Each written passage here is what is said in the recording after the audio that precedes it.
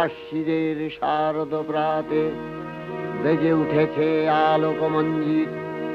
ধরণীর বহিরাকাশে অন্তরিত মেঘমালা, প্রকৃতির অন্তরাকাশে জাগরিত জ্যোতির্ময়ী জগন্মাতার আগমন বার্তা।